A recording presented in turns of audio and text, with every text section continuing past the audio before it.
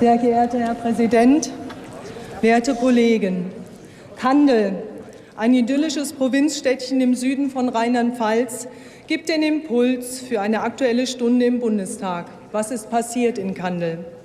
Ein sogenannter minderjähriger Flüchtling tötet bestialisch ein ebenfalls minderjähriges Mädchen mit dem Messer. Kandel ist nach Freiburg ein Fanal, eine Zäsur in der öffentlichen Wahrnehmung und steht stellvertretend für alle interkulturellen Tragödien irgendwo hier in Deutschland, wo beinahe täglich Frauen Opfer werden. Die Kriminalitätsstatistiken des Bundes und der Länder weisen aus, dass seit 2015 zu den ohnehin vorhandenen Übergriffen auf Frauen noch diejenigen Verbrechen hinzukommen, die in überproportionaler Vielzahl von sogenannten Schutzsuchenden verübt werden. Fakt, nicht Hetze. Ich weiß, das hören Sie womöglich nicht gerne, ich werde es dennoch in aller Deutlichkeit sagen. Wir haben hier in Deutschland weniger ein Problem mit Fremdenfeindlichkeit, als viel eher ein Problem mit der großen Vielzahl von feindlichen Fremden in diesem Land, die genau diese und andere Verbrechen verüben. Bedingt durch die staatlich verordnete Multikulturalisierung der Gesellschaft vergrößern und radikalisieren sich im Eiltempo Parallelgesellschaften. Dies ist eine dramatische Entwicklung, denn im Zuge der fortschreitenden Islamisierung Europas werden Frauen bereits seit Jahrzehnten schleichend und politisch übrigens überwiegend unwidersprochen sowie konsequenzenlos ihrer Grundrechte beraubt. Die größte Sorge des Meinungsgeberkartells aus Erziehungspresse, breitem Parteienbündnis gegen vermeintlich rechts, Kirchen, Gewerkschaften und besteht grundsätzlich darin, dass jemand diese Verbrechen instrumentalisieren könnte. Dieses Verhalten ist abgrundtief menschenverachtend und eine Verhöhnung der Opfer.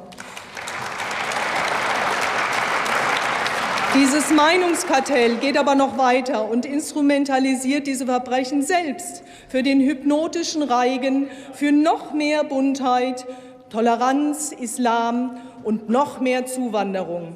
Das ist genauso moralisch verwerflich wie paradox. Es wird relativiert, beschönigt und mit Injurien um sich geworfen.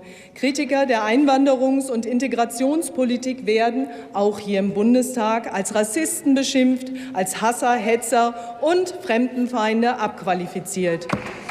Die Politik der totalen Buntisierung hat kein effektives und nachhaltiges Konzept, meine Damen und Herren. Empfehlungen von Polizei und Politik zur Prävention und zum Schutze von Frauen sind beinahe zynisch.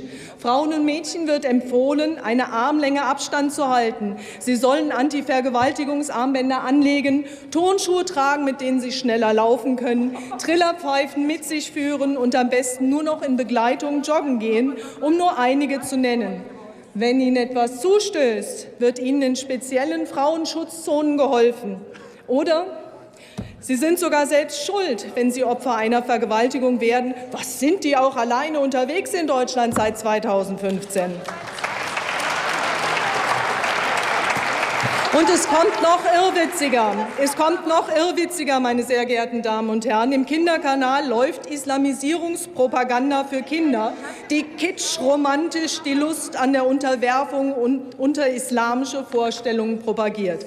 Frauen und Mädchen werden zunehmend Opfer von Beschneidung, häuslicher Gewalt, Zwangsverheiratung, Mehrehe und sogenannten Ehrenmorden. Sie werden unter Kopftuch und Schleier gezwungen und so als Rechtgläubige und rein markiert. Die Geschlechtertrennung und Diskriminierung von Frauen und Mädchen in der Gesellschaft schreitet parallel dazu voran. Extra Schwimmzeiten in öffentlichen Badeanstalten, kein Schwimmunterricht für bestimmte Mädchen, keine Klassenfahrten für eben diese Mädchen, extra Schutzzonen im öffentlichen Nahverkehr, Händeschütteln nicht mehr intergeschlechtlich, spezielle Ansprüche an ärztliche Behandlung, um nur einige zu nennen. Werte Kollegen, unter unser aller Augen und in Ihrer Verantwortung Ist der Staat täglich weniger in der Lage, elementare Frauenrechte zu garantieren und Frauen und Mädchen davor zu schützen, als schier unendliche Aneinanderreihung von Einzelfällen, ja als Kollateralschäden auf dem Altar ihrer gescheiterten Multikulti-Ideologie geopfert zu werden?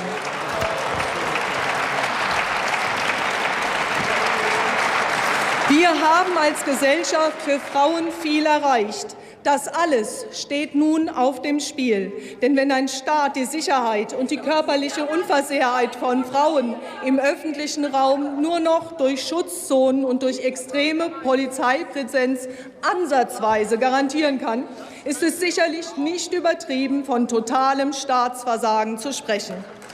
Frau Kollegin, ich darf Sie trotzdem bitten, langsam zum Ende zu kommen. Jawohl.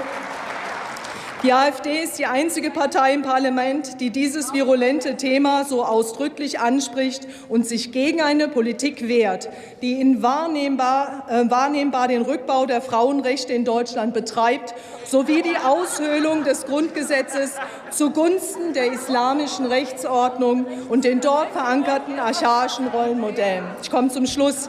Wir von der AfD werden, egal wie laut sie schreien, nicht müde werden, uns für die Rechte und die Würde der Frauen auf allen politischen Ebenen einzusetzen und sagen in aller Deutlichkeit, der Islam gehört nicht zu Deutschland. Vielen Dank.